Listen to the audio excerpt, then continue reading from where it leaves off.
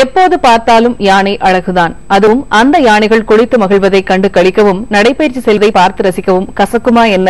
கோயம்புத்தூர் மாவட்டம் மேட்டுப்பாளையத்தில் நடைபெற்று வரும் கோயில் யானைகளுக்கான நலவாழ்வு முகாமில் யானைகள் மட்டுமின்றி அவற்றை காண வரும் பொதுமக்களும் உற்சாகத்துடனே வந்து செல்கின்றனர். அது பற்றிய செய்தி தொகுப்பை பார்க்கலாம். பவானி கரையோரம் கடந்த 6ஆம் தேதி தங்களுடைய விடுமுறை காலத்தை தொடங்கின இந்த யானைகள்.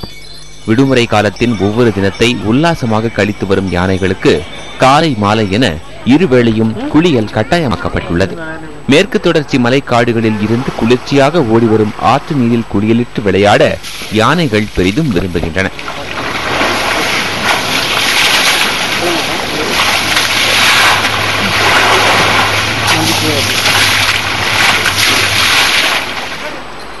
இதனால் குளியல் நேரம் முடியும் போது வெளியே வர கட்டளையிடும் தங்களது பாகன்களிடம் இன்னும் கொஞ்ச நேரம் என்பது போல சிறு குரல் எழுப்பி கும்மாளத்தை தொடர்கின்றன யானைகள்.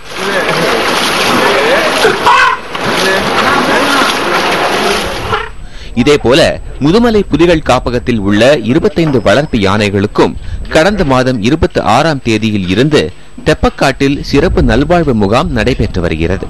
இந்த முகாமில் யானைகளுக்கு வழக்கமான உணவுடன் சமனப்பிராஷ், ஊட்டச்சத்து மருந்துகள் உள்ளிட்டவை கொடுக்கப்படுகின்றன. இதில் தாயிடம் இருந்து பிரிந்த குட்டி யானை ஒன்று துரு வென்ற தன் அழகால் அனைவரையும் வசீகரித்தது.